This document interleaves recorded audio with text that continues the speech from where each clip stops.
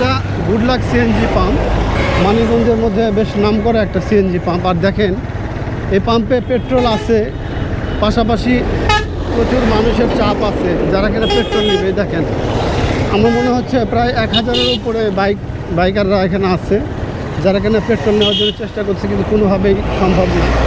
এরকম সমস্যা আর কতদিন থাকবে আমরা জানি না। তো এই সমস্যার দ্রুত সমাধান হোক সেই প্রত্যাশাই করছি। তো তারা বাইকে তেল নিতে পারতেছে না, পাশাপাশি আমিও চেষ্টা করছিলাম, আমিও কিন্তু বাইকে তেল নিতে পারিনি। এই চৈত্রের এই ভর দুপুরে এখান থেকে ঘুরে গেলাম, কোনোভাবে সম্ভব হলো না। এই যেখানে আরেকটা পাম্প আছে, এই যে এখানে আরেকটা পাম্প আছে দেখেন, এখানেও তারা কোনোভাবেই তেল দিতে পারতেছে না, তেল নাই। একটা কথাই বলতেছে তারা বারবার যে তেল নাই। কী করবেন, কিছু করার নেই। সমস্যার সমাধান হোক, আমরা এটাই আশা করি। আমরা দ্রুত এই সমস্যার থেকে কাটিয়ে উঠতে পারি সেই প্রত্যাশাই করছি। এটা আমাদের মানিকগঞ্জের পশ্চিম পাশের যে এরিয়া সেটা এটা কিন্তু অনেক সুন্দর করছে আগের চাইতে। ভিউটা দেখেন ভাই, অসাধারণ সুন্দর। এটা মানিকগঞ্জ শহরের একদম সুন্দর একটা লোকেশন। এই ব্রিজটা নতুন করছে, আগে ব্রিজটা ছিল না। আর এ পাশ দিয়ে কিন্তু গড়পাড়ার দিকে যাওয়া যায়। আর আমরা এখন যাচ্ছি বাস স্ট্যান্ডের দিকে।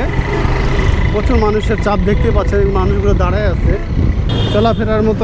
এই যে দেখেন, এই যে তারা উল্টা পথে ঠিক এরকম বাসগুলা রাস্তার মেন পয়েন্টে চলে আসে এবং তারপর থেকে কিন্তু যাত্রী ওঠা। এটা কিন্তু বড় ধরনের একটা ভোগান্তির সৃষ্টি হয়। এখানকার প্রশাসনের ভাইকে দৃষ্টি আকর্ষণ করছি, তারা এই বিষয়গুলো দেখবেন। এই যে মেন রোডে তারা যাত্রী উঠাইতেছে, দেখেন কী অবস্থা। মানে ওই পাশে যাত্রী আছে, তারা কিন্তু এরকম একটা মেন রোডের মাঝখান থেকে যাত্রীগুলো নিচ্ছে। প্রশাসনের ভাইদেরকে দৃষ্টি আকর্ষণ করছি, তারা এই বিষয়গুলো অবশ্যই দেখবেন এবং এটার একটা ব্যবস্থা নেবেন।